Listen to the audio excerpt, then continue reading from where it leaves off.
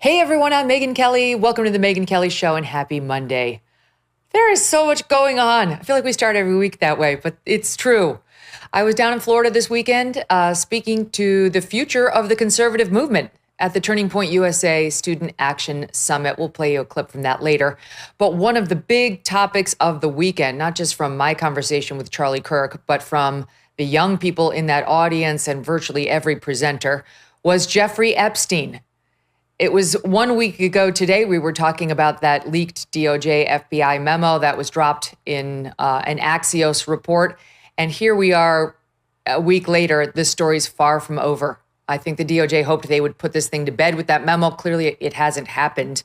Conservatives are up in arms over this thing. Not all, but most, I'd say. And certainly all the young people at that Turning Point event. And now the liberals have kind of finally looked over at the other side of the aisle and said, maybe we're into Epstein too. We're into Epstein. After for years just dismissing it as a conspiracy theory, now that they think it can hurt Trump, suddenly they're expressing interest. It's such bullshit. It's like, look, this has never been my main story. As you know, we've covered it over the years as news has been made. But let's not be so nakedly political over the molestation of little girls. Fuck these Johnny-come-latelys who just want to use it as a battering ram over Trump politically. It's such bullshit. All right, we'll get into that, plus some wild new details about former President Biden's use of the autopen.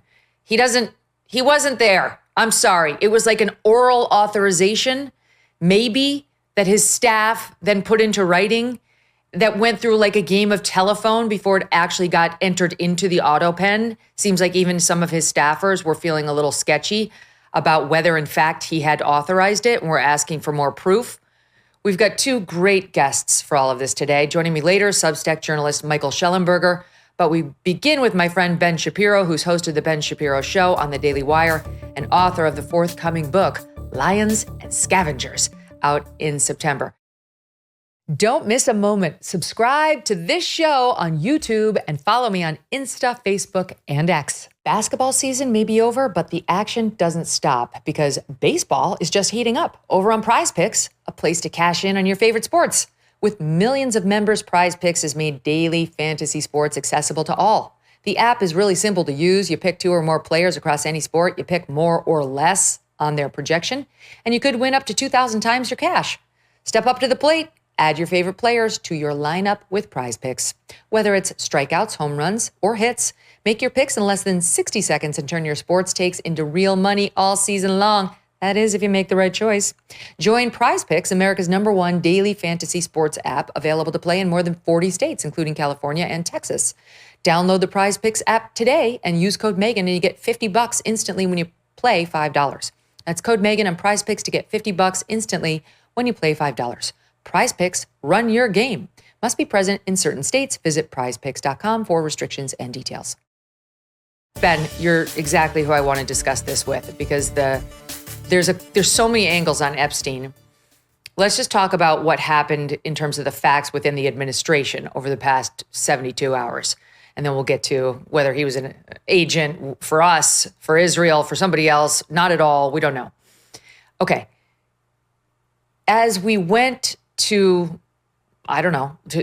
off air on Friday, we found out that it was either she goes or I go situation between Bongino, deputy director of the FBI, and Pam Bondi. And I confirmed that with my own reporting, that they had a massive blow up on Monday, a week ago today, in the wake of that memo, that it had resulted in shouting, that it culminated in a second meeting at the White House on Wednesday. And Susie Wiles, who's the chief of staff for Trump, but a Florida native, and I think reportedly close with Pam Bondi, seemed to be trying to put it to bed and see if, Dan could calm down and Pam could calm down, both of whom had been screaming at each other. And it didn't go very well. And the next thing we hear is Bongino saying, I'm leaving unless she leaves, or does something more to come clean or be more transparent about the whole Epstein thing. That was on Friday. And then over the weekend, I will say my own sources said there'd been a softening because the president got involved in some way. And as of today at noon Monday, Bongino has not resigned, but we don't know We don't know exactly where it stands. She's clearly fighting back too. She's dropped, obviously, I mean, this is my supposition, some hit pieces on him in various places, including Axios, saying he's just having a hissy fit because he was behind the minute before midnight that's missing in the Epstein tapes from that cell block, which don't show his cell, but show an area near his cell. And that he was caught embarrassed because he didn't highlight that minute before midnight that was missing, but it soon came out. And now he's scrambling to sort of look like he's been tougher on this issue than he actually has been. And Todd Blanche, who's her deputy at DOJ and President Trump's former personal lawyer, has come out with a statement on X saying there is no daylight between the FBI and DOJ at all on that memo that came out last Sunday. I will tell you, my own reporting suggests that's not true. But Blanche trying to put on a united front between DOJ and FBI. That's where it stands today. What do you make of that piece of the story? So first of all, I'm hearing many of the same things that you're hearing, Megyn. I'm talking, I'm sure, to many of the same people that you're talking to here. And my take on the story is pretty simple. I think that Pam Bondi botched this 8 ways from Sunday. I have not seen a bigger botchery of a rollout of a story maybe ever. and that is really what you're looking at here. I think that what you're looking at is Pam Bondi went on Fox News. At the very best, was unclear when she said, the Epstein list is on my desk. She didn't actually say the Epstein list is on my desk. There's a reference to the Epstein list by the questioner, and then she returned and said it's on my desk. She claims, was like all the papers for Epstein. Okay, fine. But you were very, very not clear about that at best. And then let me interject quickly. The other piece of that's problematic, her excuse, is the Epstein file would fill a conference room, would fill a building. There's no way she had the Epstein file like it's a discrete file on her desk, which makes her explanation even less credible. I don't mean to defend Pam Bondi because I'm ripping the crap out of her right now, but no, it's fine. You and I are factual. Let's stay factual. It's possible to say on my desk as sort of a euphemism, or meaning like it's in front of me. But the one that was much more damning to me was the binder release, right? When she had a bunch of influencers in the White House, she hands them a binder filled with old crap, all redacted. And then they trot out and hold it up to the cameras like, hey, look, this is our big prize. And then it turns out that there's nothing new there. And then she sends a letter to Kash Patel at the FBI saying, why haven't you given me all these documents that I was supposed to be given? And there is no evidence that there are all these documents that Kash Patel was hiding somewhere in the basement that he had not given Pam Bondi. And then all we get is this 2-page letter that basically is supposed to put everything to bed. And so I'm not blaming anybody who's upset with the fact that they were told by Pam Bondi, at least by implication, that there was an Epstein list, that there were tens of thousands of hours of tapes, that there are 1,000 victims, that there was more coming, and then nothing happens, right? That seems to be on Pam Bondi. And that's why I think Dan Bongino is extremely upset today, because the contention he's making, from what I understand from my own sources, is not that Epstein is a foreign agent and that's being hidden, or that Epstein was trafficking girls to third parties who remain hidden by the government or anything like that, or that even there was an Epstein list per se. My understanding is that the actual outcome of the DOJ investigation is properly stated in that memo. What he's upset about is if you oversell the story and you create a deliverable for the FBI and then the FBI doesn't deliver, then that falls on Kash Patel and Dan Bongino. And so Pam Bondi basically did that. She went out there and ran her mouth without the actual goods to back it up. And then when it turns out that it's Geraldo Rivera safe, then of course it makes Dan look bad, it makes Kash look bad, it makes the president look bad, and all the rest. That's my understanding of this dispute. And if that's the nature of the dispute, then obviously I'm very much on Dan Bongino's side and Kash Patel's side, because again, I think that Pam Bondi pretty clearly to the public made a bunch of statements that were unrepresentative of the final DOJ FBI memo that was released. Many people, including me, do not believe that they've released everything that's releasable in Epstein. I think this is another piece of the problem, that we're left asking why. Now, maybe as Mike Davis, who's a serious person, who's well connected to the administration, was saying on X yesterday, maybe it really is because what's left is grand jury proceedings, which would be secret, not releasable, witness testimony, victim testimonials, which might reveal identities, which victims are not prepared to have revealed. That's all possible. But Pam Bondi hasn't answered any of those questions. No one has. No one's explained that. Mike Davis, much as we love him, is not a spokesperson for the administration. So we're still left in a position where at least I don't believe them that everything that can be released has been released.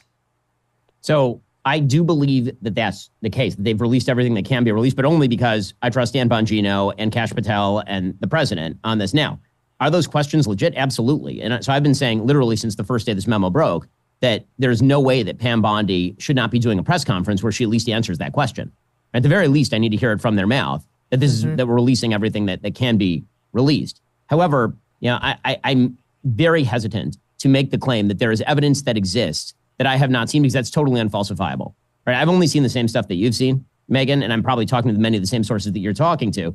People like Dan and Kash and Pam and the president and the vice president and everybody else in the administration, they have seen material that I have not seen because, again, they're the ones who are reviewing the material. And so I am not prepared. You put out a tweet earlier that I think is right. Basically, there's two theories of this particular case. One, Pam Bondi overpromised and underdelivered, which seems to me the most plausible. Or two, there's an active cover-up that the Trump administration is engaging in of a child sex trafficking ring. And I think that if people want to make that accusation, they should just come out and say it. And if that's the case, if they want to make that accusation that President Trump and everybody who was elected to uncover this is actually now, they flipped 180, and now they're engaging in a full-scale cover-up of a child rape ring, then people should just have the balls to say it out loud and articulate it as opposed to sort of softly peddling the possibility that it's, like, just say it. Because it seems to me when you articulate these two possibilities out loud, one of them is significantly more plausible than the other. Now, again, that does not relieve the responsibility on the administration to answer basic questions of fact publicly. And that's where I think the great screw up is.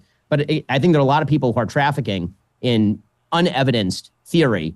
And again, I can speculate all day long. You can too. And speculation is fun. But we now have a bunch of people who I trust. I trust Dan Bongino. I trust Kash Patel. And I do trust the president of the United States that he is not covering up a child rape ring. Mm-hmm. Can I say this? My tweet was a little worded differently, which was either Pam Bondi is royally screwed up. I mean, she has. That's not in dispute. She's royally screwed up. And the president is just forgiving her because she's a loyal soldier and, he likes her and he doesn't want to go through the messy confirmation process of getting somebody else in there. So that's possible. That's definitely a possible number one. And there's no there in the files anyway, right? Like the way she screwed up was overpromising when she didn't have the goods and she genuinely doesn't have the goods. And so the big mistake was overpromising and the president doesn't really care about that mistake. Or there is something there and it's being covered up and the president blessed it, right? But I didn't say, or there's a child sex ring that he's actively covering up, because the truth is I think there's some middle ground between 1 and 2, you're 1 and 2, of there is something in there, more could be disclosed, and it's something short of there's a massive pedophile ring that they're covering up. Like it would have some names, those men would have to defend themselves. Maybe the administration doesn't think it's a fair position to put them in. Maybe there are questions about the accusers. Maybe there are like half-hearted allegations in there that, normally a DOJ would not put out, but feels like it kind of might have to, given all the promises that have been made by Pam and prior to taking office, Kash and Dan rattling about this. So I think there could be a middle ground. And also, look, this may be complete bullshit, but I've heard it from a few different people. So I just big asterisks on it. But some have speculated that the Biden DOJ may have left the Epstein files in such a manner that it leads directly with an arrow toward Donald Trump, just as a middle finger toward Trump. Not that he did anything whatsoever, just that they're bastards and they knew he was coming in and they knew his people were interested in this story. So something like that could be between your 1 and 2, where it's less nefarious than full child sex ring. And our government officials have said, let's just move on. We're not going to release this stuff just because you overpromised Pam Bondi and because we have a top 2 officials at the FBI who were big saber rattlers about this before they took office. So I agree that there's a plausible idea somewhere in the in-between. But the reason that we care about the Epstein case is because everybody thinks it was a giant child sex ring. That's the reason we care about it. That's one for sure. But 2 is transparency. Well, and I agree on the transparency point. I totally agree, right? I mean, that's been the basis of this entire conversation. But the real reason that people care about Epstein is because the story that was sold for years in retail by pretty much everybody who had a passing even reference to the case was that Jeffrey Epstein was running a child sex ring on behalf of third parties, right, who were unnamed, and that we needed to have the list, the Epstein list, of the third parties who were having sex with little girls and then were being blackmailed by Jeffrey Epstein, which is how he made his money or how he was serving a foreign intelligence service, right? That is the theory. And so we ought to at least fully publicly articulate that is the theory that most people were operating under until this DOJ memo broke. And that is why people are freaked out right now. I mean, it's not just the transparency. If it turns out, let's put it this way, Megyn, if it turns out that it's your middle of the road case and then those materials get released, that it turns out that there is some scurrilous reference to a third party and it ends up being unredacted, is anyone going to be satisfied? I would say the answer is no, because the theory has been so wildly retailed at this point and widely retailed at this point that anything short of a full justification of the theory means that somebody is covering something up. And this is where I start to get pretty yippy, because if the idea, and this is why I go back to my original reference, if the idea is that the full scale theory is the thing that is being covered up by President Trump, then people who are making that sort of charge, and that includes by name Tucker Carlson at TPUSA, they should actually just say it. If you want to say it, then say it. I mean, Tucker says that Jeffrey Epstein was a Mossad agent who was blackmailing people on behalf of Mossad. We'll get to that next. Mossad, We're going to get to right? next. Let's just table Mossad agent for 2 minutes. You and I are definitely coming back to that, and we can talk about Tucker too. I mean, that's totally logically fine. The point I'm making about Tucker is a very simple one. If you're going to retail that claim and say that you are very certain of that claim, then the claim is really not about Mossad. It's about the United States government covering up for Mossad, which means the Trump administration covering up a sex ring. And if you are going to say the Trump administration and President Trump is covering up a sex ring, you should just have the balls to say it publicly. Okay. It's true that if he were a Mossad spy, and that's the reason we're not releasing more information, yes, then the theory would be that Trump blessed the cover-up of that for his own reasons. Middle East peace, world peace, a promise he made to somebody. Who knows? There is no good reason that you can cover up a child sex ring, period. End of story. It would be evil by President Trump, and it would be evil by Mossad, obviously. Well, okay. I mean, look, I do want to table this because I very much want to get to that piece of the discussion. I just want to stay on part one before we get it, because logically it makes more sense to me just to stick with what actually is happening within the administration and what might be getting withheld.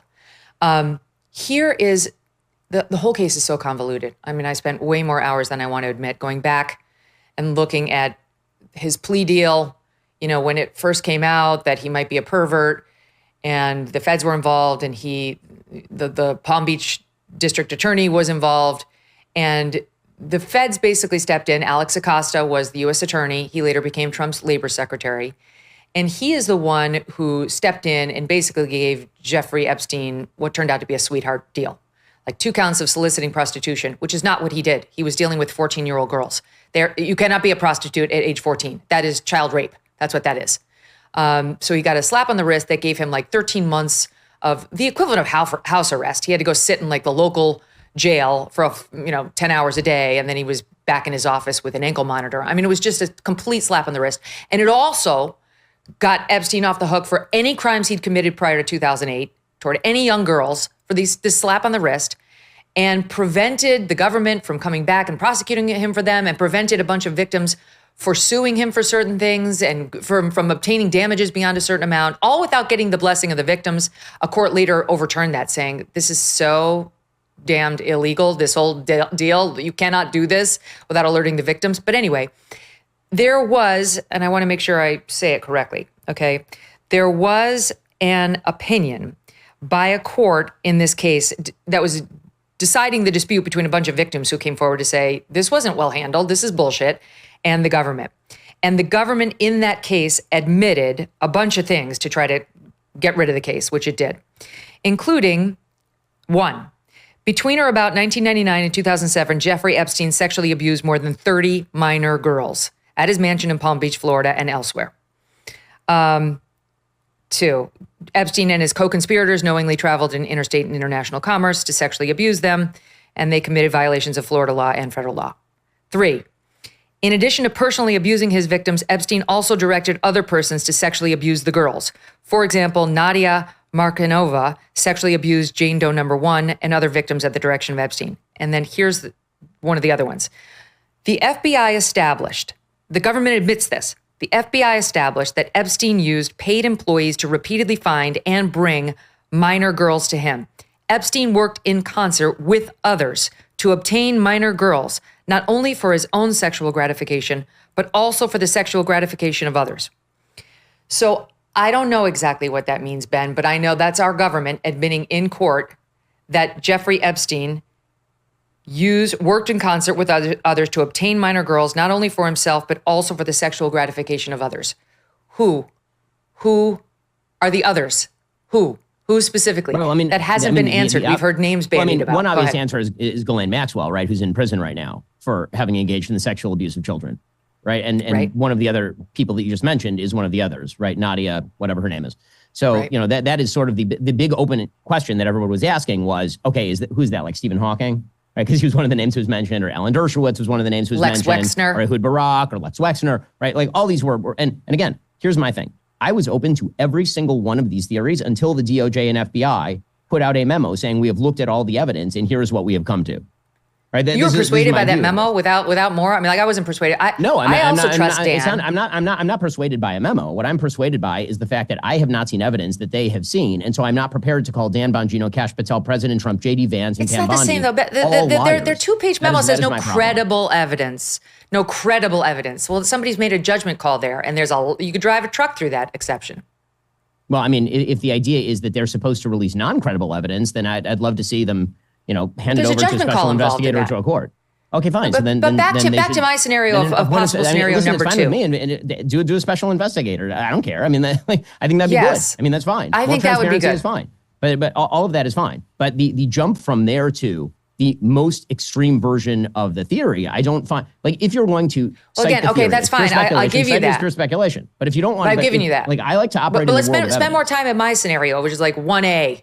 Between 1 and 2. Of like, they're not covering up a sex ring, but there's enough in there that they find troubling that sees, let's say, major Trump donors that they don't want to embarrass and that have been accused in some way, shape, or form.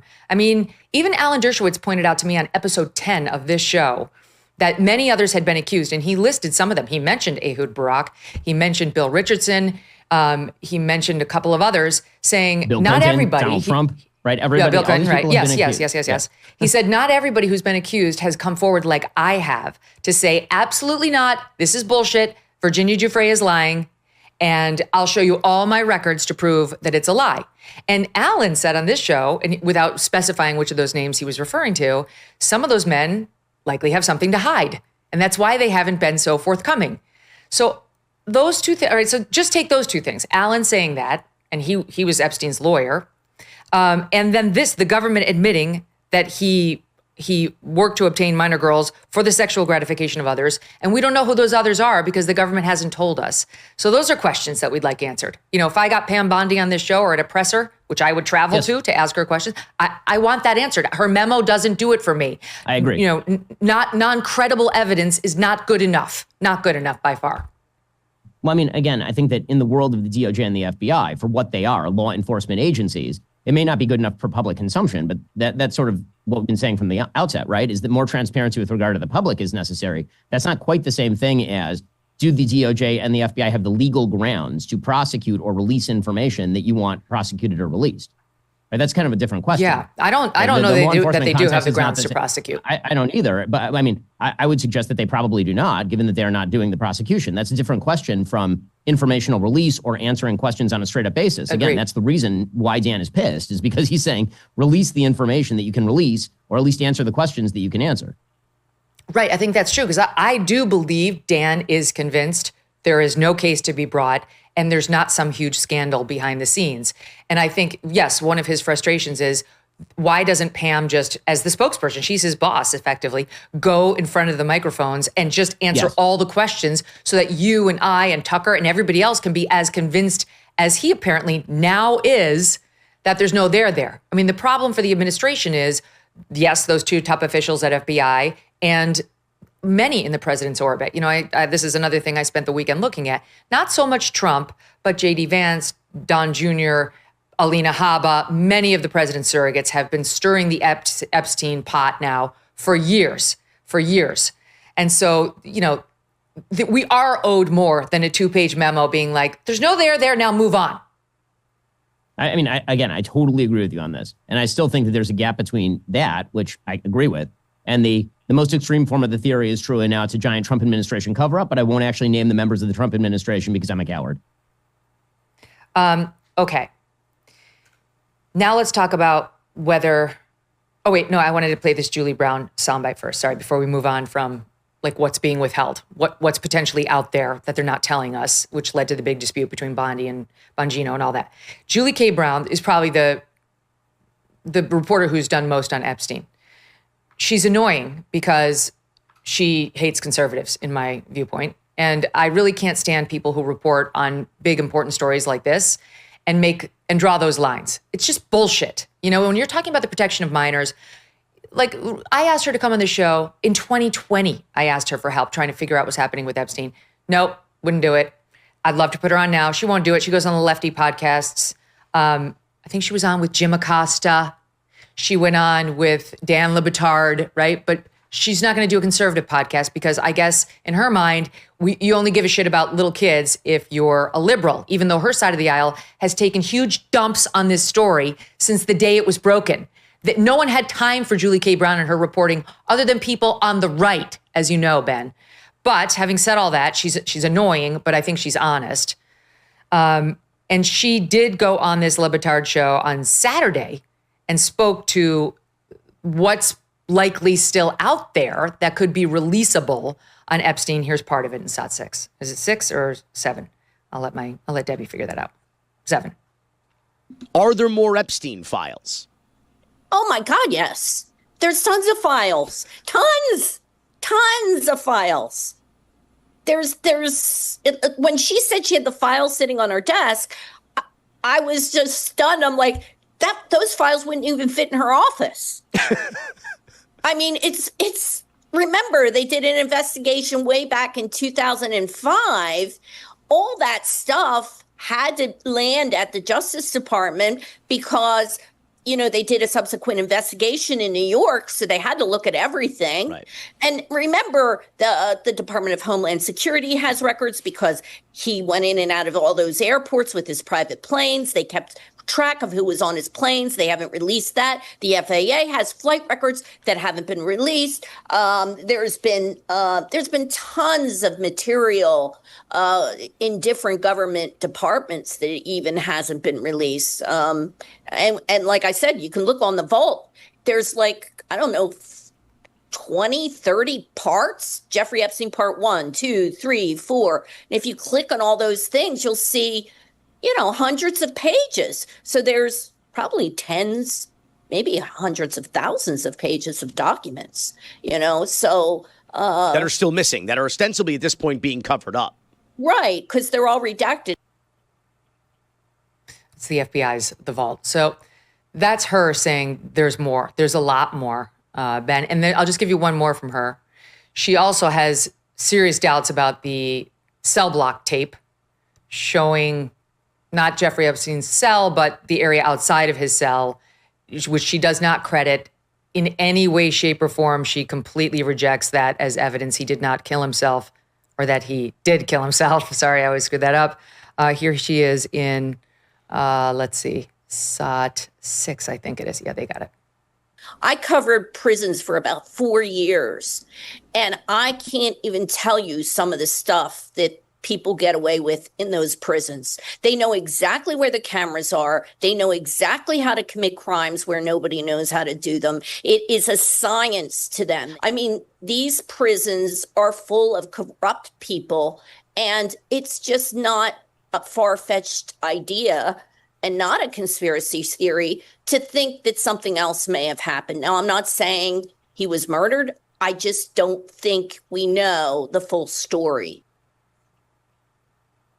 Okay, your thoughts on that? Well, I mean, that last quote's about as vague as it's possible to be. I mean, she did go on. She did go on. She talked about how you can't see Jeffrey Epstein's cell. You don't know whether another prisoner went in there. That's fine. But when she says she's not saying that he didn't commit suicide, but it's possible. What I want to know is then who killed him. So again, I'm only operating off the evidence that I can see in front of my eyes. We can all speculate as to the evidence that we can't see, but now we're doing kind of God of the gap sort of stuff. Okay, well, I mean, I don't have evidence of what the other two cameras that were broken or allegedly broken saw. And I don't have that, and you don't have that. Nobody has that, right? It doesn't exist, supposedly. And as far as this camera, all I can see is what's on the footage that we were presented. So I can speculate, but my speculation is not worth very much. And I don't think hers is on that particular score either, considering we now have multiple autopsies.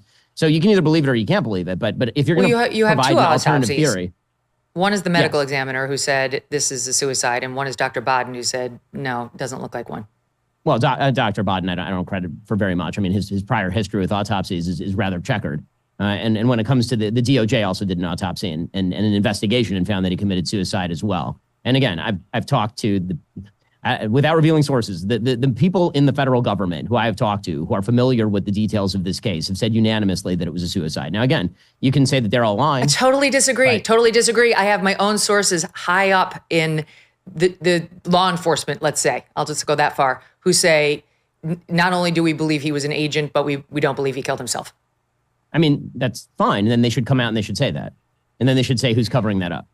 Because okay, but this is what Ben, they proportion. can't. I mean, there are a lot of people who say they can't, right? They can't because let's look at what the administration is saying right now. They don't want to be the one to cross Trump. Look, my position is let's show us all the evidence so we can come to our own conclusions. I have names of the people. So I agree with you. That's fine. But in the absence of that, I have the names of the people who are making the claim that Jeffrey Epstein killed himself and that the most gross, and sort of extreme of the conspiracy theories or theories, just don't even call them conspiracy theories, the most sort of, extreme version of the theory is not true. I have names of the people who are claiming that. Okay, they are all in the administration. And this is my point. If other people want to make those claims that are counter to that, then they should provide evidence or at least put their names on it so we can question them about that as well, because otherwise we're just in the realm of pure speculation. And frankly, I just don't find that useful. I would love more useful information. This is why I'm angry at Pam Bondi. I think there should be all the useful information possible. But the same thing holds true for people who are making claims on the other side. Otherwise, I can claim that he was working for a cadre of space aliens who are blackmailing high-profile Americans in order to protect from a future invasion. And there's just about as much evidence for that as many of the claims that are being made on the other side. All right, well, let's talk about that. That is made requires evidence. Any claim that's being made requires actual evidence. And at the very least, in the absence of evidence, the credible names of the people that I can either trust or not trust, ranging from, again, the President of the United States and Vice President to the head of the FBI, the AG, and the Deputy Head of the FBI. Well, I think it's very hard to say those people need to come out and put their names on these claims when they're working for an administration, this one and the one before, that didn't want that to come out. You're asking somebody to countermand the people they work for. How am I supposed to falsify their claims? Now we're working in the realm of the unfalsifiable. You're not, but look, Ben, you can't come to me and say, everybody I know says he killed himself. And then I respond saying, I actually have my own sources who say he didn't. And then you say, well, your sources are not valid because they won't put their names on it. Okay, who are your sources? Let's go down the list and then we'll talk about why they might be saying that. My sources are the President of the United States, the Vice President of the United States, Kash Patel, the head of the FBI, Dan Bongino, the Deputy Head of the FBI, and Pam Bondi, the Attorney General. And those aren't just my sources. They're everybody's sources because they publicly came out and said this. Okay. Trump hasn't specifically weighed in on that specific aspect of it. We've all seen the limited things that Trump has said and tweeted on this. And J.D. Vance was calling for transparency and suggesting otherwise prior to taking office. He hasn't commented on this so far, so he's not one of your sources. Ask him. He's the vice president. You've got Kash, you've got Dan, and you've got Pam, and we've already discussed that memo in full detail. I'm talking about people behind the scenes who, prior to Trump taking office, I'm not going to get too specific, but trust me, I have high-level sources who have said they don't believe any of that. Any of that. Okay. So, and I'm not going to out them for purposes of convincing you, but you're telling me name them. No, I'm not going to. I don't have authorization. I'm not saying and then you say, well, I dismiss all of it because you won't name them. Hold on, Megyn, I'm not saying you should name them. I'm saying they should name themselves because otherwise they are being complicit in one of the greatest cover-ups in the history of the American Republic. That's easy for you to say, Ben. That's very easy for you to say. Why is that easy for me to say? Why? Because you'll have your job and you'll have your millions, no matter what they do. Are you kidding? Megyn, give me a break. If somebody came out today and they were a whistleblower on the greatest scandal in the history of the American Republic, they would make more money tomorrow than in their entire life working for the FBI. That's ridiculous. Okay, there are reasons not to cross the people who are in charge. And that's all I'm going to say. And look, this is me not having drawn a conclusion. I don't know what the truth is. I've been reporting in a way, I mean, I see you've taken a side that you've chosen to believe the story that's being offered, and that's fine. A lot of people have. I'm not there yet. I don't actively say that there's a pedophile ring. I don't say any of that. I'm just following the facts, and we're not at the place where I can draw that conclusion. Well, no, I can draw the conclusion that the evidence that I'm seeing and the people who are speaking about it lead me toward this particular conclusion. And if counter evidence is presented that is not speculative, then I will change my conclusion because that's what I've done on this case. Until this memo came out, I was weighing toward the more extreme version of this theory. And you can look back at my tweets and what I've said about it. And then this came out. And now my perspective has changed. When the facts change and the people who are speaking I'm just not that trusting of government. There are other facts. They said not credible. There's no credible evidence. They talked about what was the qualifier they used on the client list? something like no persuasive client list or something. Megyn, I'm not that trusting of government either, unless I know the exact people in government we're talking about. Okay. Like government is not just a all giant, I've said so far is I trust Dan. Blob. Government, but do you believe that Dan has all the information? You believe Dan Bongino has everything? You believe he's seen all the SDNY had? You believe, what about Julie Brown's claims about the number of data, like the documents, the Department of Homeland Security, flight logs on who was on his planes? Do you believe he has all that in his purview and he's said, I've reviewed it all and none of it's persuasive? I don't believe that. I believe Dan's reviewed what's been made available to him by the pre-existing FBI. And in there, he hasn't come up with anything that proves Epstein was murdered or found some child pedophile ring that's been covered up. That's fine. I'll accept his word and effectively Cash's word and Pam's word to some extent on that. But it doesn't explain all these other questions that existed prior to them taking office, that have been raised by people like Julie Brown, that have been raised by people like Pam Bondi before today. And I'm not satisfied. Again, I'm unsatisfied at the amount of information that we're getting. But if the question is there information being hidden now from Dan or Cash or Pam, then I would like evidence that there's information hidden from them in the same way that I want them to be more transparent. Why is asking for evidence from all sides? Well, are you not persuaded by that soundbite from Julie K. Brown, for example? Like that DHS would have more information. What? That FBI, just on their vault alone, has tons and tons of redacted information that you could see that they may or may not be able to see. I don't know, but that there's lots of information still out there. She's claiming that quote that the FBI does have all that information. Okay, so do you think she's lying? I mean, do you think that like the redactions are not available to the FBI? I think the redactions are available to the FBI. So okay. What? You were making the claim a moment ago that they actually are not available to Pam or Dan. Well, that's my point. So why don't they put them out? So like, why wouldn't they come out and say, here are the documents that we have. We've redacted the following information. This is a child's name. This is a victim's name. Or where's the DHS account of who was on the Epstein plane? Where's the Alan Dershowitz account of those names that I gave you and what role, if any, they played in this matter? So, none of that's been provided. I agree with you. They should be more transparent. Right, and we've taken away different conclusions. Right. Your conclusion is that they're covering something up. And my conclusion is that there's wild incompetence happening at the level of the attorney general. And that's the reason why Dan is upset. I think you're trusting the conclusions of that memo and a decision made by our administration to move past this far too much. I mean, I'm pro-Trump. I'm a Trump supporter, but I think they've made a decision that they want to put this in the rear view. You think it's because there's absolutely no there, and you're crediting that claim. And I have doubts about whether that's true. I mean, that's fine. And again, I'm open to doubts about whether that's true. But I think that once you have the doubts about whether they are lying to you, that's a different thing. Is it incompetence or lying? I mean, that really is the question, is it not? You don't think even the Trump administration is capable of lying to the public because they think it's for the greater good? They think there's a solid reason to do it? I'm wondering what they are lying about and what the lies would be. So again, I think in your middle scenario, but you just answer my question. Do you think they're capable of doing it if they think it's for the greater good?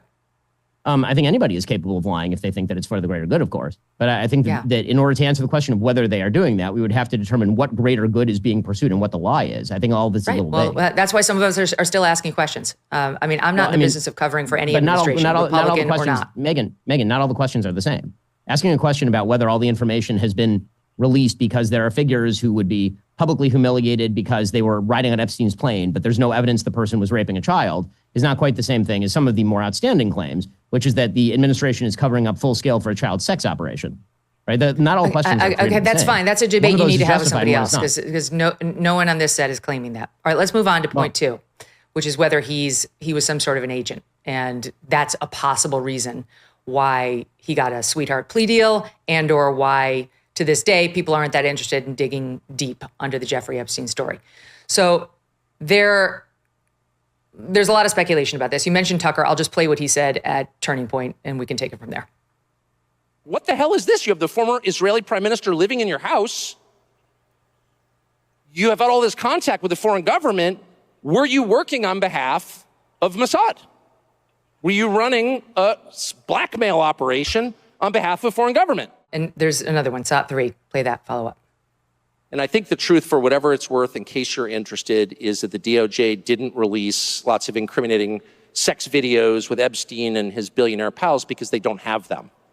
They don't have them because when the original search warrant was served, 2007, I think, it was basically designed to protect Epstein. The search warrant was written in such a way to make sure that the feds never got their hands on the actually incriminating evidence. The real question is, why was he doing this, on whose behalf, and where did the money come from? And I think the real answer is Jeffrey Epstein was working on behalf of intel services, probably not American. And no one has ever gotten to the bottom of that because no one has ever tried. It's extremely obvious to anyone who watches that this guy had direct connections to a foreign government. Now, no one's allowed to say that that foreign government is Israel because we have been somehow cowed into thinking that that's naughty. There is nothing wrong with saying that. There's nothing anti-Semitic about saying that. There's nothing even anti-Israel about saying that. I've spent my entire life pretty much in Washington, where I knew and loved a number of people, including one very close person who worked at CIA. That has never prohibited me from saying, I think the CIA has done some horrible things. That doesn't make me a disloyal American. It doesn't make me anti-American in any sense. Okay, so many people believe that. You could hear the cheers in the audience when he said he believes Epstein was working for Mossad. I, on my Twitter feed today, laid out some of the evidence why people believe he was an agent. I don't know whether that's true. And if he was an agent, I don't know whether he was ours or he was Mossad or he was something else. But I know there's enough to sniff around on whether he was an agent. The most persuasive piece of which is where to get all that money. I mean, nobody's been able to answer the question in following the money of how Jeffrey Epstein earned all that dough. Why is it problematic for Tucker to say, I think he was an agent, I think he worked for Mossad? I mean, Tucker can say whatever he wants. It's a free country. I think that if he's saying that he worked for Mossad and that no one has looked into it and that he was running a child sex ring on behalf of Mossad and the evidence should exist for that to happen, then just say the administration is covering for Mossad. I mean, if you're that certain of it and you believe that that's the case, then presumably the case that you're making is that the administration is now working for Mossad and covering up a child sex ring. So he can say that. That's fine. But I think he should then have the balls to say what Dave Smith said, which is that the Trump administration was covering for a child sex ring that was a blackmail scheme run by Mossad. If you want to actually say that, then say it. Okay. And then provide evidence to that effect. Because the only evidence that I've seen related to Jeffrey Epstein and Mossad, so far as I am aware, is a second-hand quote from Vicky Ward at the Daily Beast, who I do not consider a verifiable source, about Alex Azar, the original prosecutor. She was on Epstein from the beginning, though.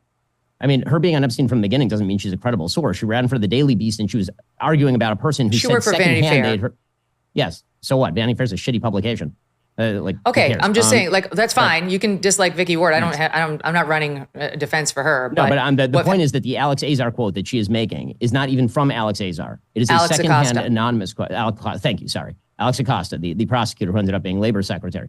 Alex Acosta. That quote was not from Alex Acosta. It was from a secondhand source, and that said that he was told to shut down the investigation essentially because he was working for an intelligence agency. Right. That was that quote. And then let me just give it exactly. I'll just give it exactly because we need to be precise. So she reported in Vanity Fair. Well, she reported for Vanity Fair like a definitive Epstein article, and then she updated it in the Daily Beast in 2019 when I think it was after Epstein died, or it could have been when Trump nominated him. It's probably when they did the investigation into the no, it had to be pardon, exactly right or the. So she updated. He was already in office, Acosta, at this point. So she reported that. Stand by. I've tweeted out. Now I'm looking to find it. Okay. That she had spoken with a member of the Trump transition team when Trump was taking office, who told her that when they talked to Acosta about possibly becoming the labor secretary, they said, is this Epstein thing, this settlement that you oversaw, going to be a problem for us? Because you're the guy who basically gave him that slap on the wrist. And that Acosta had told the Trump transition team that Epstein, quote, belonged to intelligence, end quote, and that he'd been ordered to, quote, leave it alone, end quote, and that he'd, quote, been told to back off. He later was on the record, Ben, as saying Maine Justice was the one who told him to settle that case and that they had approved of the Epstein plea deal. So that's him. We know that Maine Justice did tell Alex Acosta to settle that case. What we don't know is whether he, in fact, said all that stuff to the Trump transition team. Well, he was asked about this at a hearing, I believe, a congressional hearing, and he said that there are a lot of rumors out there and you shouldn't believe everything you read. I believe was something close to the direct quote from the congressional. We have it. We have it, yeah, right, Deb? Do we have? Sorry, stand by. We have it on camera. It was first asked, it was a press conference on July 10th, 2019. This is the first we know of that he was asked about Vicky Ward's report. Watch. Secretary, were you ever made aware at any point in your handling of this case if Mr. Epstein was an intelligence asset of some sort? So there has been reporting to that effect, and let me say there's been reporting to a lot of effects in this case, not just now but over the years, and again, I would hesitate to take this reporting as fact. This was a case that was brought by our office. It was brought based on the facts. And I look at that reporting and others. I can't address it directly because of our guidelines. But I can tell you that a lot of reporting is just going down rabbit holes. I'm sorry, but that's a non-denial denial. And he never came out to deny it in any other way after Vicky Ward reported it. I'm not persuaded by his denial at all. He did later tell the Office of Professional Responsibility within the DOJ when he was asked during an investigation that he did not say that to the Trump transition team. So later, outside of the public setting, he reportedly did deny Vicky Ward's reporting. But I have questions about that too, because that's the Department of Justice investigating itself. And under this theory that Epstein was compromised and the DOJ knew it, the DOJ would have been the one to tell Alex Acosta to drop it. And then the DOJ would have been sitting down with Alex Acosta saying, did we tell you to drop it or didn't we? So I can see why people have doubts about that later testimony. Again, I don't know what's true, but that's a very weaselly answer he just gave at that presser. I mean, that's fair to say it's a weaselly answer. It's also fair to say that the original quote was never confirmed by anybody on the record, correct? So, yes, I mean, like at the very best, correct. that one is it's dicey. I mean, like I think the best you can say about that particular claim is dicey, both for and against. Right. And I see why you can take away either conclusion. There's yes? also, I mean, is that fair? Yes. But I mean, look, there's also the matter, like I said, of the money. And there's also the question the of money's super suspicious, but I think that's really more about Leon Black signing him a check for like $160 million for unspecified financial services, right? And then Leon everybody Black wants later to know claimed why. that he had. Right, exactly. But then let me just make this other point, then I'll give you the floor. Then I'll give you the floor. You know, there's this former Israeli intel guy named Ari Ben Menash. Well, he claims he is. The Israelis say he's not, correct? Well, that was litigated. And actually, if you look up this guy's Wikipedia, it's actually quite interesting. It's wild. But he's a wild character. It appears he was. It appears he was. And there was this whole long trial in which they tried to disown him, and it failed. They failed. So I think he is former in Israeli intel. And this guy has come out to say Epstein was a Mossad agent and that this Ari Ben Menash, was the agent who handled him. Others, including Danny Yatom, who ran the Mossad for 3 years, say that's not true. And this morning we had Naftali Bennett come out publicly as a former Israeli prime minister saying, I was with the Mossad. And I mean, the Mossad reported directly to me. And I say to you with 100% certainty, the accusation that Epstein worked for Israel or the Mossad running a blackmail ring is categorically and totally false. Well, I mean, I actually followed up with Bennett to ask for more clarification on that. And what he actually told me is that Mossad has not run an operative against the United States or in the United States since Jonathan Pollard was convicted in 1987, because Israel really wants to steer clear of pissing off the United States. Well, there's some speculation about whether Epstein wasn't an agent, but was like an asset. So, right. So asset is a really weird word in terms of intel, because he was also accused of being an asset for both the Saudis and MI6, right? So there are multiple intelligence agencies for whom he could theoretically have been considered an asset. Asset is not necessarily, by the legal definition, somebody who is like working for a foreign government. It could be somebody who is giving information to a foreign government under a wide variety of auspices. And so, you know, that's a lot vaguer. What we do know from, what we do know from the public statements is that he was not working for an American intelligence agency. The Israelis say he wasn't working for them. Now, one of the weird sort of unfalsifiable aspects of this case is that if Mossad says somebody's not working for them, are they or are they not? Right. So usually, well, same with our intel.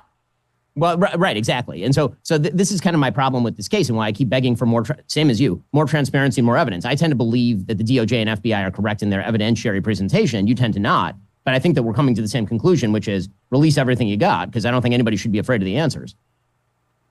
I just think there's a way in which they're not covering up for pedophiles. That Jeffrey Epstein was the disgusting dirtbag that was referenced in that settlement agreement I read to you part of. And that the DOJ at the time started sniffing around him and then quickly was pulled off of the Epstein matter. And I believe Acosta might have been told by DOJ, no, stop, don't go there. There's a reason. I mean, by the way, not for nothing, but I did find this interesting in my research. The Palm Beach County state attorney at the time, Barry Krishner, wrote the assistant U.S. attorney at the time when it settled about the proposed agreement. Glad we could get this worked out for reasons I won't put in writing. After this is resolved, I would love to buy you a cup at Starbucks and have a conversation. There's so much smoke around it. And I think there could be a piece in what Tucker said that's true, that they didn't investigate it as hard as they wanted to or could have. So they got pulled off of it.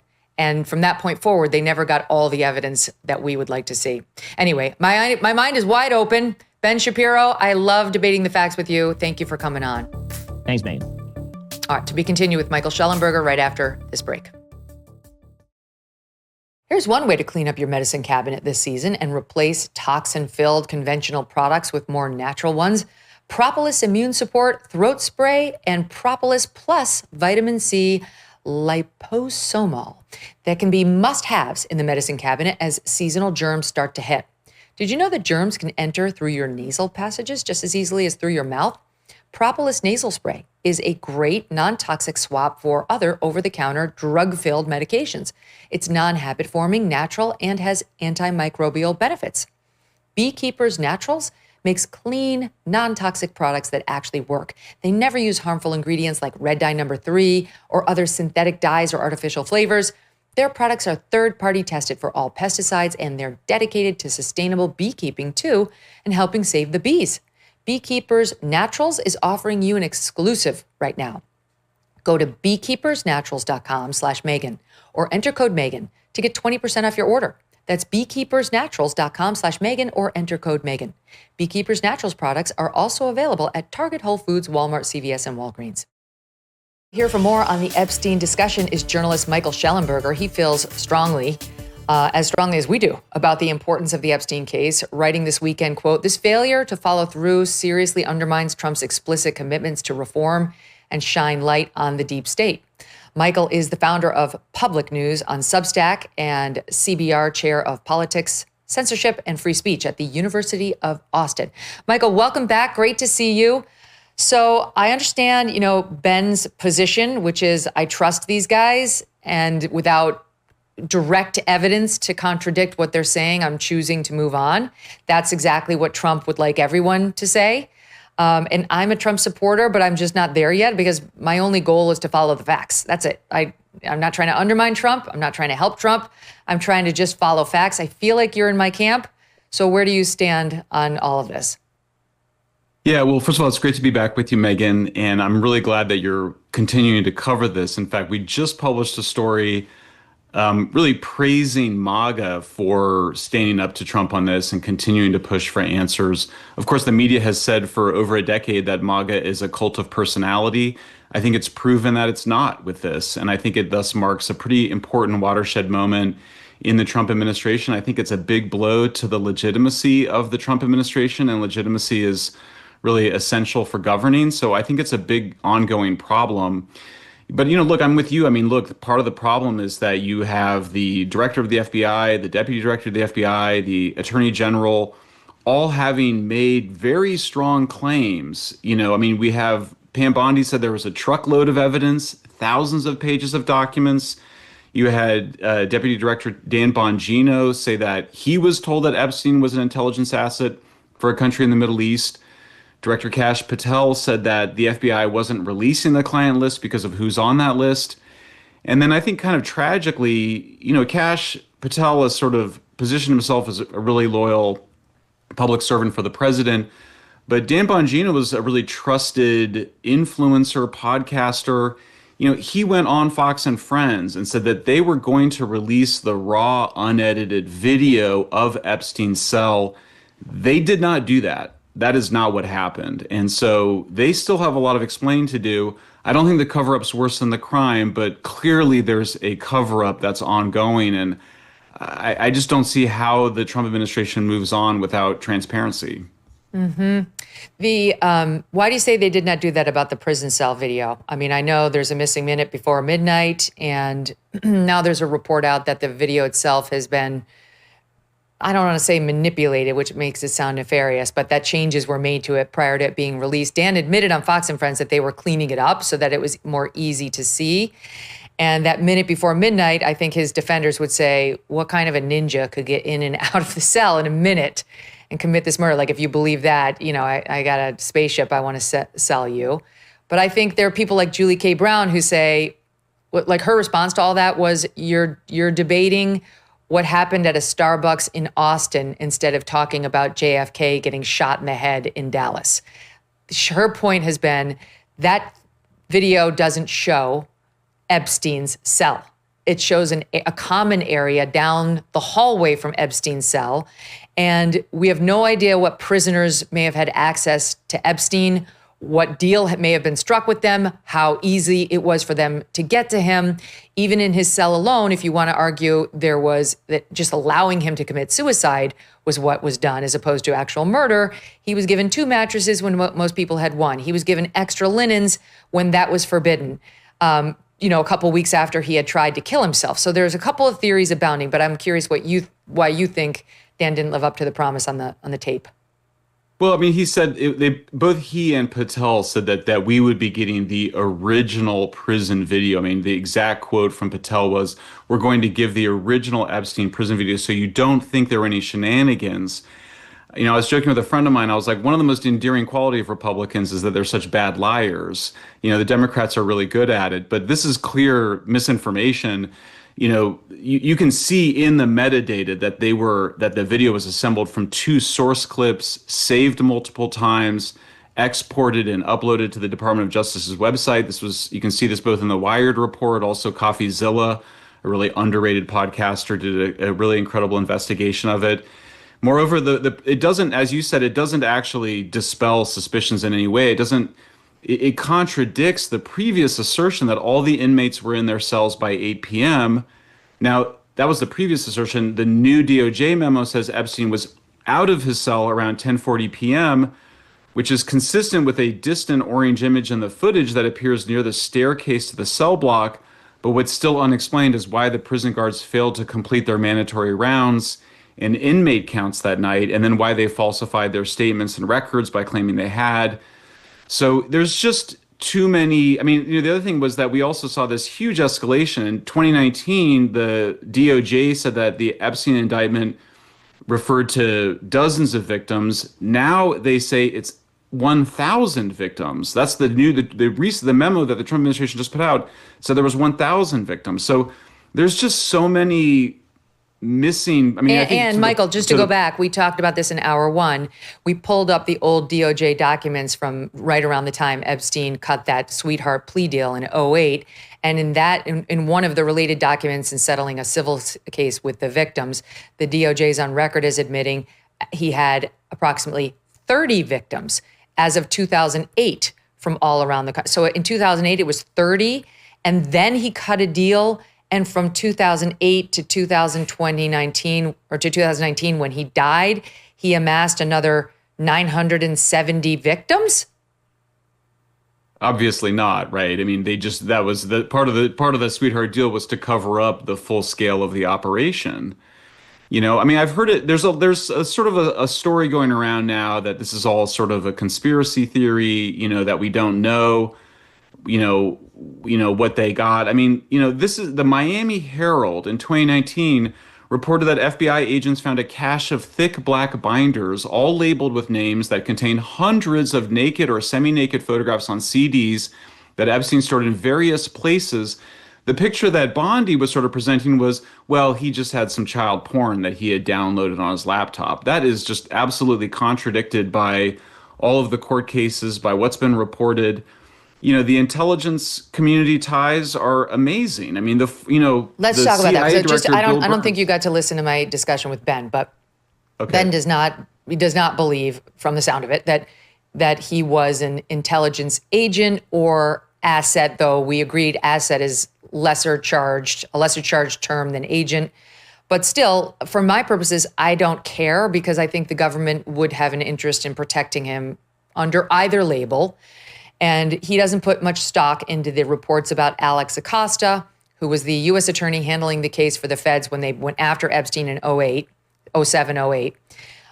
Because the best thing we have against Acosta is a hearsay statement reported by Vicky Ward in the Daily Beast in 2019, in which she claimed that a Trump transition team official had told her that when they went to Acosta, when they were considering him for labor secretary, he said, like, this isn't going to come back to haunt us because Epstein was, I don't want to say belonged to intelligence. Yeah, I don't want to have the wrong language, but I do have it written down in front of me that he, quote, belongs to intelligence and that he is, quote, above my pay grade. I was told he was above my pay grade and that he was, that he, quote, belonged to intelligence, and it told me to move off of the case, which, I mean, frankly, I believe that. And I know many people don't, because then later Acosta gave that smarmy little on-camera statement at a 2019 presser when he was in trouble. He was about to resign because he was part of the Trump administration. Then Epstein died and all hell broke loose and he was on his heels. And now he's like, oh, maybe you shouldn't believe everything you read in the press, is essentially what he said. But then when he got interviewed by the Department of Justice's Office of Professional Responsibility, he reportedly behind closed doors said, it's not true that I said that to the Trump transition team. Yeah, I mean, if that were all it was, but we also have, I think you did mention to Ben, I heard the last part of it, Ari Ben-Manash, the former high-ranking Israeli intelligence officer, who says that he was his handler. Yeah, he said he introduced Epstein to Israeli intelligence and that the higher-ups approved of Epstein, one of whom was the former Prime Minister Ehud Barak, who was also the head of Israeli military intelligence. So, and how many times did Ehud Barak stay at Jeffrey Epstein's house? I mean, what we report is that Epstein had planned 36 meetings with Barak without, I'm not sure how many of those meetings actually happened, but I mean, that's a huge number of meetings. Yeah. I mean, the former CIA director the former CIA director under Biden, Bill Burns, has already been, the Wall Street Journal reported that he had 3 unexplained meetings. So, I mean, you kind of look at it, it looks like there was a sex blackmail operation being operated on U.S. soil that the CIA knew about. I mean, I just kind of think it's important for people to remember, too, that like honeypots or sex blackmail operations, we know that the CIA used those it starts in the 1960s. According to Whitney Webb's reporting, the CIA actually got the idea for them or learned how to do them from the mafia. But, 1975, the CIA operated love traps in New York City and San Francisco where foreign diplomats were lured by prostitutes in the pay of the CIA. They used one-way mirrors to film the sexual adventures. I'm quoting from Whitney Webb's 2-volume book, One Nation Under Blackmail. So it's not like it's certainly not outlandish that was what was going on. What was going on is what it appears to have been, which was a sex blackmail operation operated by intelligence. And that's very serious, obviously, because we have a democracy that depends on the idea that we're electing people who are loyal to the citizens and not to some secret intelligence agencies. Well, let me say this. So Ben said that he, after Naftali Bennett put out this statement today saying he was never a Mossad agent, which I have to say I credit not even a little, not even remotely. I don't believe him. I don't actively disbelieve him either, but I don't put any of what would Naftali Bennett say? What would Ehud Barak say? Of course they're going to say no. So it's like, okay, fine, I get. But anyway, Ben said he reached out to Naftali Bennett's office and that they told him, for what it's worth, that they haven't conducted any sort of spying operation on U.S. soil since 1987. I also don't believe that. And what's making me uncomfortable, Michael, is that I'm just trying to lay out the facts, and I see you doing the same. Tucker's saying what his opinion is, which is not outside of the mainstream at all, that he thinks Epstein worked for Mossad or was somehow an asset to them. But this immediately, even if you're as staunch a defender of Israel in general, I haven't defended all the way they've conducted this war, but in general, their right to defend themselves after the horrific attack of 10/7, and of American Jews who are facing overwhelming discrimination on college campuses. Even if you're in my position, you get lunatics out there who accuse you of being like anti-Semitic because you are exploring this theory, which is such utter bullshit. And honestly, like, I will just say this for the record. If you think that those kind of smears are going to stop me from reporting, you haven't been paying attention to my career at all. If anything, when you accuse me of shit like that, I will double, triple, and quadruple down. It tells me that I'm onto something. Nice try, but you've chosen the wrong person. You know, and I can hear Tucker's frustration when they do this to him. He's much more controversial than I am because he's interviewing the president of Iran and things like I'm like I've been a defender of Israel. So people who say I'm not can fuck off. They don't know me at all. I'm allowed to figure out what Jeffrey Epstein's actual connections were. And if that leads me to our government or Israel's, too bad. Your thoughts? Well, no, absolutely. I mean, but we come to the exact same conclusion. I think, first of all, we don't want any foreign intelligence. We don't want any sex blackmail operations operated by intelligence. We certainly don't want any foreign intelligence, whether it's France or Germany or Israel or anybody else. I think the context is important here. I mean, I think if you're a strong defender of Israel right now, this is a difficult time. You have to remember, a majority of Americans currently have an unfavorable view of Israel, and the share of Americans with a very unfavorable view nearly doubled between 2022 and 2025. Now, among Republicans ages 18 to 49, which was that audience that you were with on Friday night at Charlie Kirk's Turning Point USA, 50% hold negative views of Israel, up from 35% in 2022. So I don't think that you're going to deal with that problem by trying to cancel, as you said, people that are really allies of Israel, defend the right of Israel to defend itself. My co-author, by the way, the lead author of the piece that we just published, daughter of an Israeli, certainly Israelis have no hesitation about criticizing the Israeli government. It just appears to be a kind of, I mean, it's sad to see, because I do see some people that engage in that idea that any criticism of Israel is anti-Semitic. I see some of those are people that were actually very good on this issue of cancel culture and kind of the woke reign of terror over the last 12 years. So no, I absolutely share your view. You know, I think there's just this other thing that's going on, which is that MAGA, I'm very impressed. I mentioned before, I'm very impressed with MAGA. I disagree with MAGA on a lot of things, including some of the stuff around free speech. I'm not a huge fan of these attempts to do mass deportations in the way that they're doing it. But I got to hand it to MAGA. They are sticking with their principles on this. They want reform of the intelligence community. I put out one tweet on election night after Trump won, which was that we need serious intelligence community reform. So, Megyn, this Epstein cover-up, which it clearly is, that's just undeniably a cover-up, regardless of what we think it's covering up, it's happening in a context where we're just not getting the transparency and disclosure of information that we were promised, much less the intelligence community reform that we were promised. So look, we have three branches of government. Two are extremely strong, the Supreme Court and the executive branch. I don't think Congress is stepped up in the way that they need to. With some exceptions, Representative Luna, for example, has been wonderful in getting the JFK files released. But I think Congress now needs to step up and hold those hearings to get to the bottom of this. I think whether or not there's a special prosecutor, as Steve Bannon has advocated, it's now time for Congress to do its job and do its Article 2 duties under the Constitution and provide oversight to the intelligence community. There's not going to be a special prosecutor. There's zero chance that the executive branch is going to authorize that. Zero. I mean, they've already told us where they're going with it, which is move on, move on. No, there. What do you make of Ben's claim? Like, he says, so it's one or the other. It's either this is all on Pam Bondi as a communications failure, which it 100% is in large part on Pam Bondi, the current crisis, because she definitely overpromised. And then when she underdelivered, it was in the dark of night, skulked away with an unsigned memo that she just wanted to shove down our throats and then have us accept. Or that this is an active cover-up and Trump blessed it. So I said that in a tweet, right? That this is either Pam Bondi created this crisis and that the president is just standing by her because he thinks it's just a communication crisis. He believes there's no there, and he's willing to forgive her for her stupid comms because she's a loyal soldier. Or this actually is a cover-up and the president has authorized it. But Ben took that to mean that I was saying a cover-up of an active pedophile ring that Trump and Bongino and Kash Patel and Pam Bondi all know about and are fine with.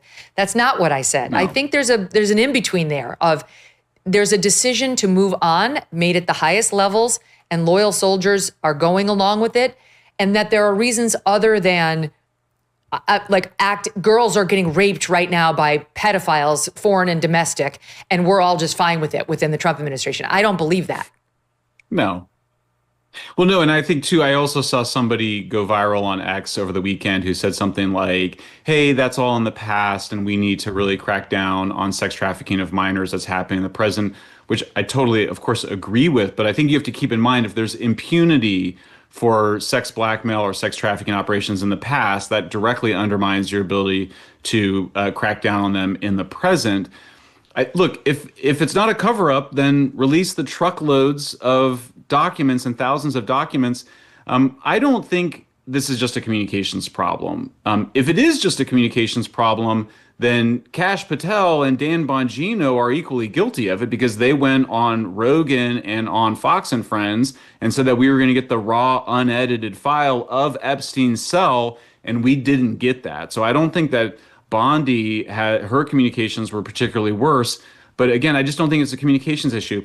I think when she said there's truckloads of information that had come from the FBI to her, I think all these other information we've gotten shows that there's huge amounts of information. You know, there's deception involved in the communications. They said there's no Epstein list. That could be true, but it's completely irrelevant if you have truckloads of documents and thousands of documents and hundreds of CDs with videos potentially shot through one-way mirrors of Johns with, minors.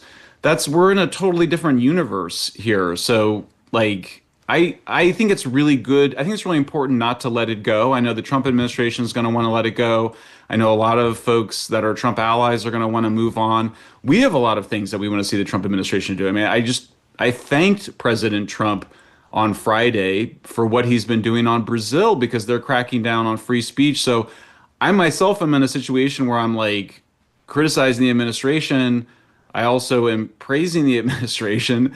It's requiring a level of complexity here, but I don't think we should let it go. I don't think it's just a communications problem. I think Congress needs to step up and do its job and provide oversight, even as uncomfortable as that make people, because I just think it's going to be a festering issue for months or years to come. Better just to be transparent and get the information out there rather than let it fester. I mean, not for nothing, but here's from a New York Times article dated July 8th, 2019. In a detention memo submitted on Monday, federal prosecutors outlined some of the evidence seized from a search of Epstein's house on Saturday night. It included hundreds, possibly thousands, of sexually suggestive photographs of girls who appear underage, as well as hand-labeled compact discs with titles like Girl Pics Nude and with the names redacted, Young So-and-so plus so-and-so together. That's just one example of the amount of data that's out there. And you said that Kash and Dan had promised release of all the unredacted files. I think you meant video. And I meant video, yes. Yeah, no, I know. And just to be clear, and so on the video front, I mean, FBI, I think, would say they have released the unredacted video, but then there is this Wired report today saying that that it actually has been edited. But they released two, that. They released one that looks cleaned up and one they say is the raw, but the Wired report is saying that even the raw has gone through multiple modifications. Hold on, I'm just trying to pull up my report here from Wired. They say metadata shows the FBI's raw prison video was likely modified. Metadata embedded in the video and analyzed by Wired and independent video forensics experts showed that rather than being a direct export from the prison's surveillance system, the footage was modified, likely using the professional editing tool Adobe Premiere Pro. File appears to have been assembled from at least two source clips, saved multiple times, exported, then uploaded to DOJ's website where it was presented as raw. Experts caution it's unclear what exactly was changed and that the metadata does not prove deceptive manipulation. The video may have simply been processed for public release using available software with no modifications beyond stitching together 2 clips. But the absence of a clear explanation is a problem, they go on to say. If then they go to a professor at UC Berkeley whose research focuses on digital forensics and misinformation. And he says, if a lawyer brought me this file and asked if it was suitable for court, I'd say, no, go back to the source, do it right, do a direct export from the original system, no monkey business. He points to another anomaly. The video's aspect ratio shifts noticeably at several points. Why am I suddenly seeing a different aspect ratio, he asks. He says, while the metadata clearly shows the video was modified, the changes could be benign. For example, converting footage from a proprietary surveillance format to a standard MP4. The FBI did not respond to specific questions about the file's processing, instead referring Wired to the DOJ. The DOJ in turn referred inquiries back to the FBI and the Bureau of Prisons. The Bureau of Prisons did not respond. And round it goes. By the way, here's that Julie Brown clip from the Dan Le Batard show on why, the whole debate about the metadata is like talking about the Starbucks in Austin instead of the president getting shot in the head in Dallas when it was JFK. Here.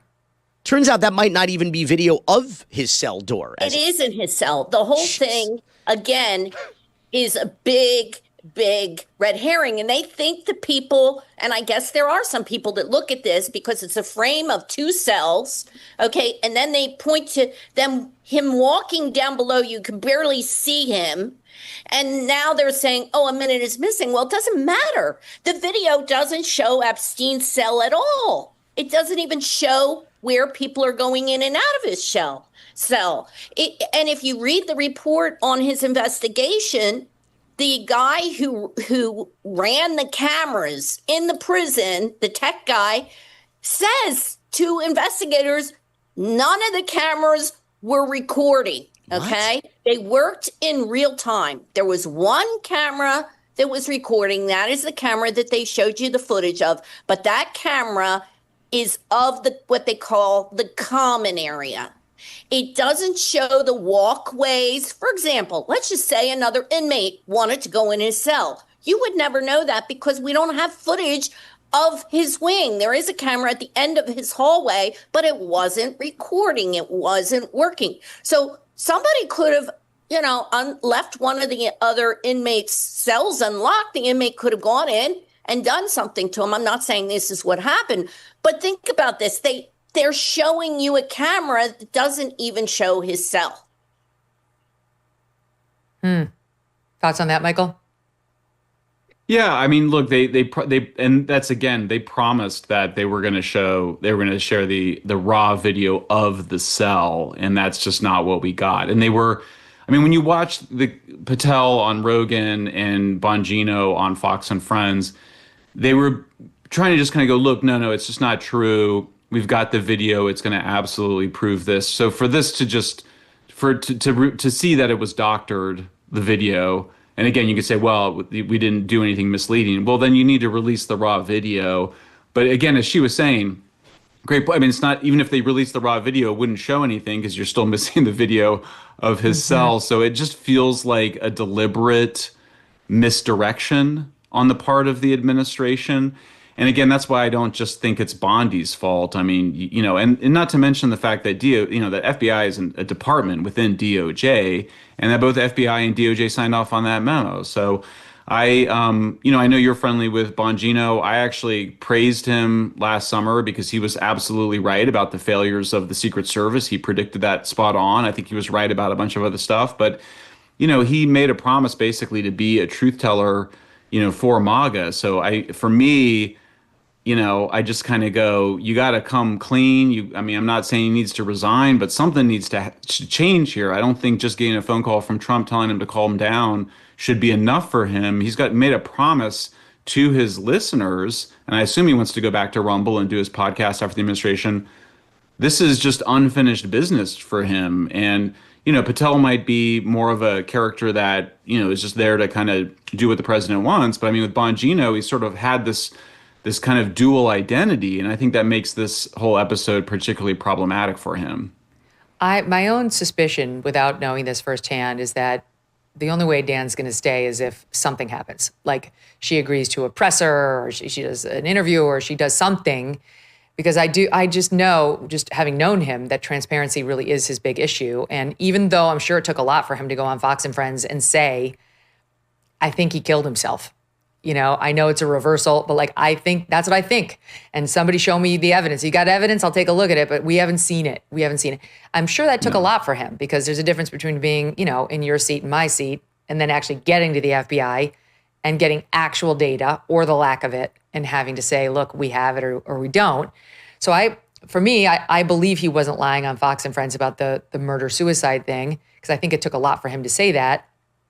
But I know he's pro-transparency on everything, and we're just not getting that at all. And I'm all over the board on this in a way, Michael, because I don't know what to believe other than ever since that memo and Trump's cabinet meeting the day after that memo, I'm more suspicious than ever. Like, that did exactly the opposite for me than I think was intended.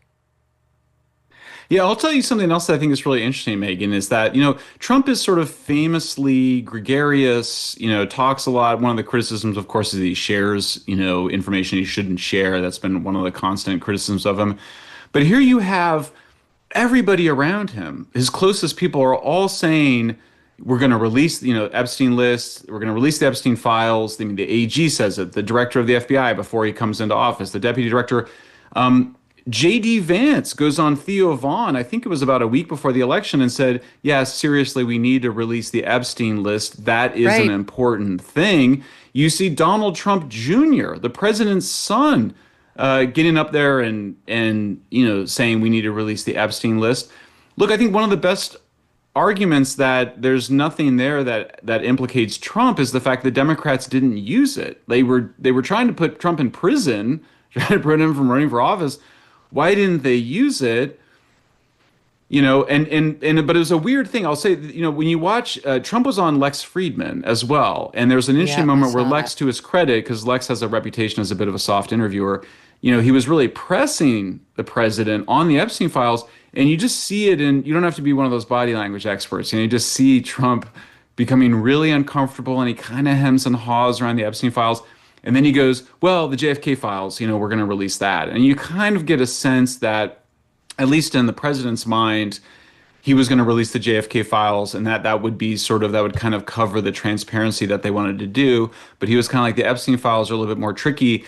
It was like, well, but have you talked to everybody around you to not create expectations? Because, you could say it's a communications problem, but it's like they didn't get the memo. Maybe Bondi, apparently it sounded like Cash and, it sounded like Patel and maybe Bongino kind of got the memo, and that's why they went on Rogan and then Fox and Friends. But the AG's just up there talking freely about truckloads of evidence and thousands of pages. Which sounded more like Bongino and Cash prior to them joining the administration, which sounded more like virtually every Trump surrogate when he was running, right? All the things that they had been saying.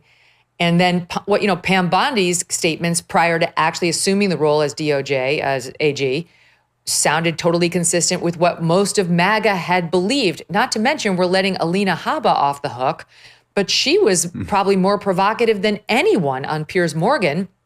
And it's not like she had no connections to the administration. She was at that time counselor to the president. And within 3 weeks, she was working for DOJ and didn't dial any of it back and made, much bigger promises. So look, I don't know. I don't care. I have zero desire to hurt Trump as an electoral matter. I'm on his side. I've been very open about that. But I also prize honesty with the audience and just honesty, period, first.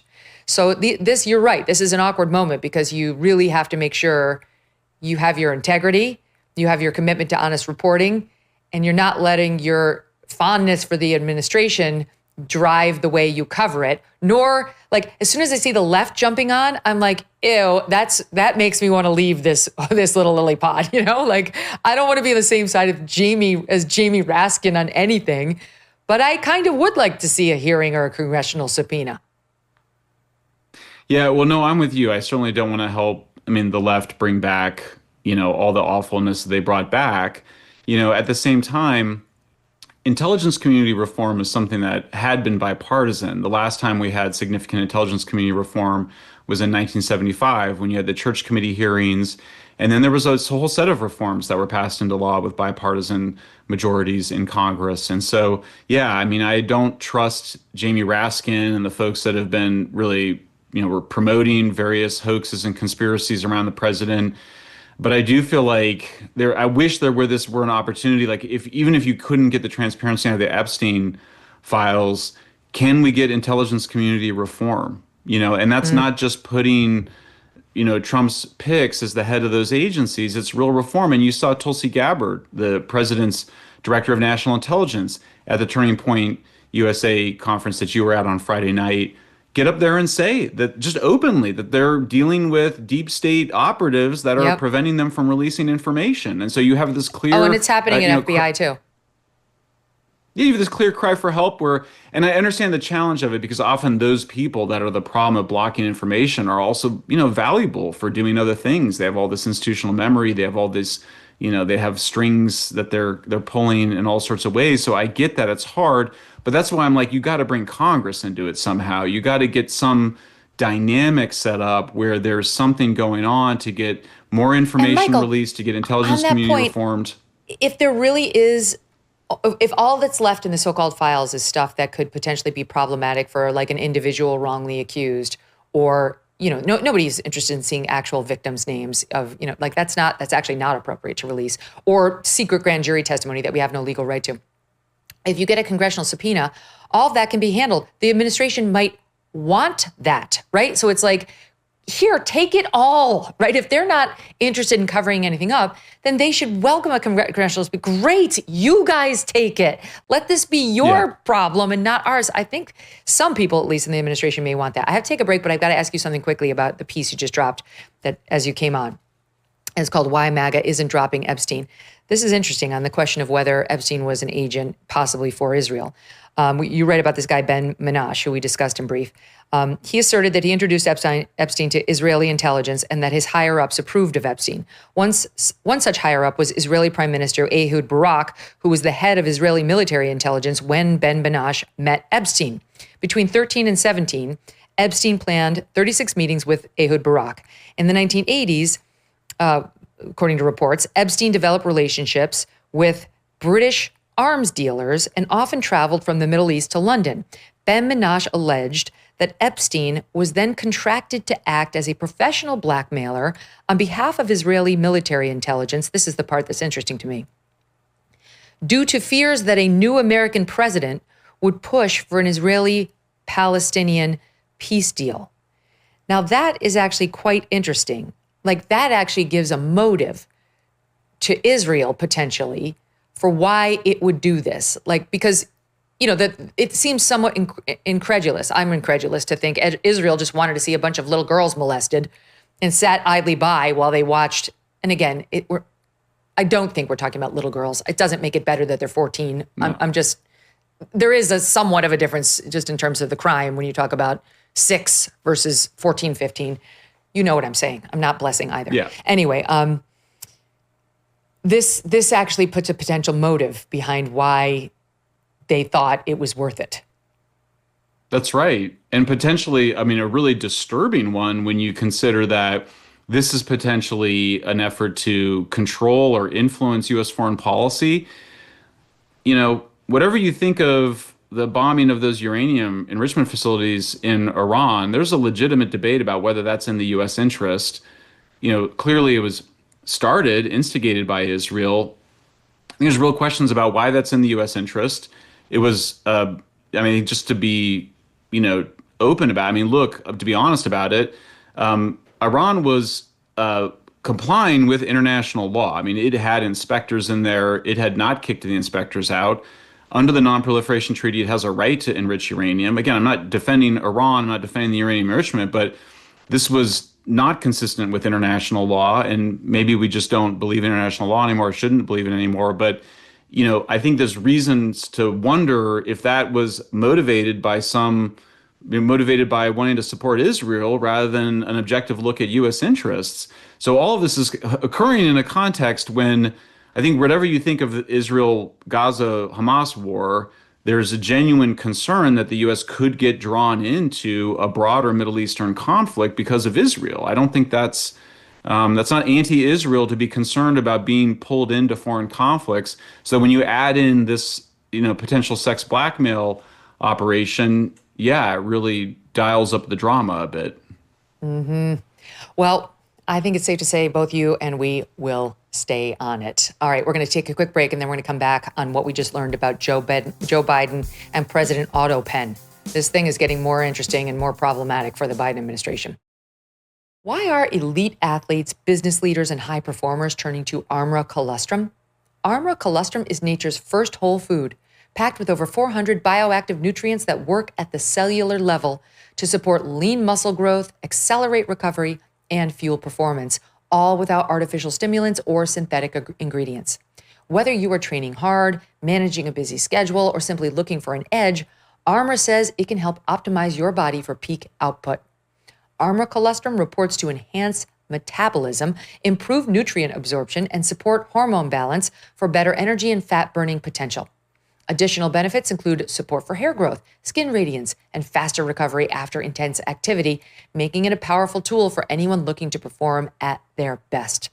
Here's a special offer. Receive 30% off your first subscription order. Just go to armra.com/Megyn or enter code Megyn at checkout. That's armra.com/Megyn to get 30% off your first subscription order. Remember when you were a kid with an iron stomach? Pizza, ice cream, PB&J, nothing seemed to faze you. These days, however, you might feel like your stomach can be a bit of a bear trap. One wrong bite and you're done. Here's the thing. Years ago, our ancestors ate lots of bitter plants daily that made their digestion work. Yes, bitter plants. But our modern diet has completely eliminated these essential compounds. You've heard me talk about Just Thrive probiotic before. I take it every morning. And now they have their newest product, Digestive Bitters. These tasteless capsules contain 12 bitter herbs they say help wake up your digestive system for results you can feel. No more bloat, burps, or belly aches after meals, just comfortable digestion like when you were younger. Just Thrive Digestive Bitters can help your cravings and keep you satisfied longer. Just try the Just Thrive probiotic and Digestive Bitters today, risk-free. And you will save 20% if you use code Megyn when you check out at justthrivehealth.com. See the difference for yourself, or just get a full product refund if it doesn't work out for you, no questions asked. That's justthrivehealth.com, code Megyn, because your health is your greatest asset. You're talking about the autopen. Look, the autopen, I think, is maybe one of the biggest scandals that we've had in 50 to 100 years. This is a tremendous scandal. And I know the people on the other side of the, see that desk, that Resolute desk? Unfortunately, he used it before me. But, we have our choice of 7 desks. They're all beautiful, but I chose the Resolute, and so did he, unfortunately. But the people on the other side of the Resolute desk, I know them. Lisa, the whole group, and they're no good. They're sick people. And I guarantee you he knew nothing about what he was signing. I guarantee it. So they're going to figure it out, and we'll see what happens. Welcome back to the Megyn Kelly Show. Michael Shellenberger is my guest. He's founder of Public on Substack. Michael, that was the president commenting on this New York Times report on the autopen, where they, for the first time, got access briefly to Joe Biden himself. And it was revealed by him, he claimed, that he had orally granted all the pardons and commutations issued at the end of his term, saying, I made every decision. But the New York Times actually unearthing that the person who would actually press go on the autopen was, her last name is Feldman. And she, I guess, felt uncomfortable with the process they had set up because she was not in any of the meetings with the president, only was receiving direction from underlings, and wanted to have some written accounts confirming his oral instructions in these meetings. And yet all she got was assistants who drafted blurbs who were not themselves in the room. The assistants then circulated the drafts to the people who were in the room, like Ed Siskel, his White House counsel, Jeff Zients, his chief of staff, and some others. And that whole people wound up pardoned or having their sentences commuted by Jeff Zients just simply hitting reply to all to approve these decisions. So it was like, Biden orally to some set of staff. Then the girl who had to press go said, "Can I have something in writing?" And all she got was like a reply to all from the chief of staff saying, "Everything's approved." And that is how we wound up with some of the most controversial pardons in U.S. history. The only one he physically signed was the one for his son, Hunter Biden. What do you make of it? Gosh. Right. How That could I about sums it up. possibly add anything to it? I mean, it's so crazy because if you're too debilitated to actually sign something, then how can you say that you were fully competent to actually make the decision? There's so much to unpack in there. I mean, I thought the Times piece, first of all, was very long. It was a very serious report.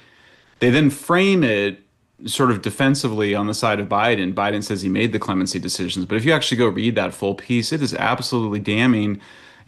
Comer, Congressman Comer doing oversight apparently is issuing new subpoenas. There's going to be more of an investigation. Where does it go legally? I mean, who knows? Does it go to the Supreme Court finally to rule on this stuff? I mean, there's so much in it. Jeff Zients, the chief of staff, Zients, who pardoned Fauci, was also the main social media censorship coordinator on COVID policy. So, I mean, it's just, so corrupt from top to bottom. It's really quite shocking. That's really interesting because the other person who got pardoned, of course, was Fauci. And he's the only other one that I think the president admits in this meeting he personally said, like, specifically yes to. He said specifically yes to Hunter, specifically yes to Fauci, and he signed the Hunter pardon. But, I mean, the more we learn about Fauci, the more we come to understand that this whole cabal probably well understood that Fauci, this was not some prophylactic, just protect our friend who did nothing wrong, that perhaps it was much more nefarious. And they knew what we're starting to realize about Fauci and what we're starting to glean from the intel community, which is he knew far more and was repeatedly under oath with Congress lying.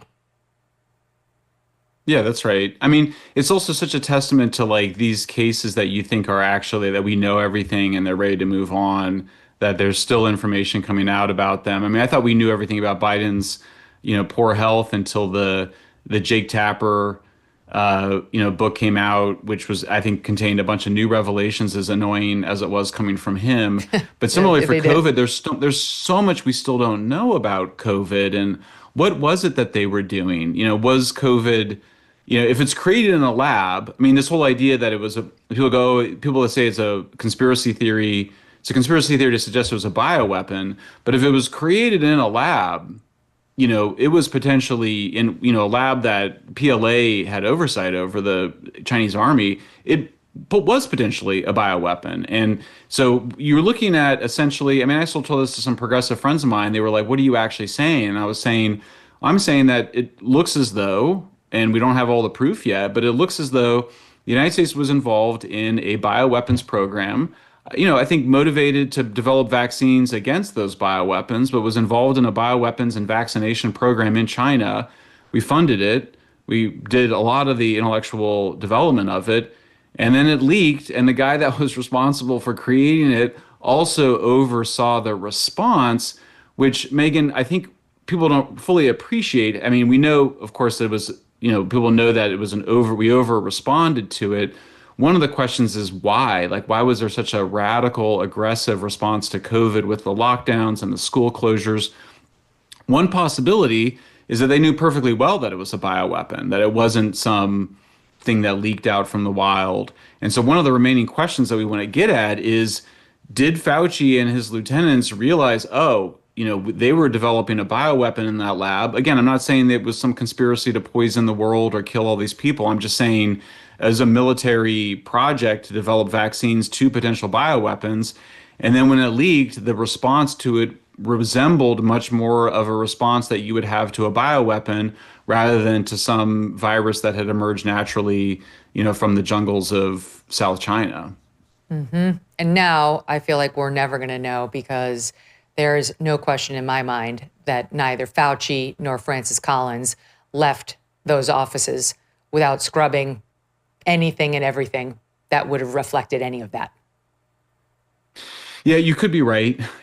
Like I said, I think that, I think we all thought, I've been publishing a debate around the JFK files, and the person that thinks it was a lone shooter wrote a book called Case Closed that came out in the 90s. So, I think that sometimes we think these things are case closed, but there is some information lurking out there. So another reason to keep the cases open and continue to investigate and continue to demand transparency in congressional hearings, because there could very well be more information out there that we're not aware of. Well, and I wonder now whether the Fauci pardon, and for that matter, the Hunter Biden, I don't know. I'm not sure. If Biden was non-compos mentis, the Hunter one could be in trouble too. But really, the autopen pardons, whether they're really going to stand. I mean, the odds, you'd have to put money on them standing. I don't think the Supreme Court's going to want to second guess any of this, but it's one of the reasons why we need this Dr. Kevin O'Connor to actually speak, notwithstanding his BS assertions of privilege, which don't stand when you're looking at a congressional subpoena, the attorney or the doctor-patient privilege. Now we'll see about the Fifth Amendment. If he gets immunity, that too should go away. Anyway, there's a lot more happening on that front. That one's not over, not by a long shot. Michael Shellenberger, I love your journalism. I love reading your stuff. Come back more often, please. Thanks so much for having me, Megyn. Great to see you. Okay, see you soon. Back tomorrow.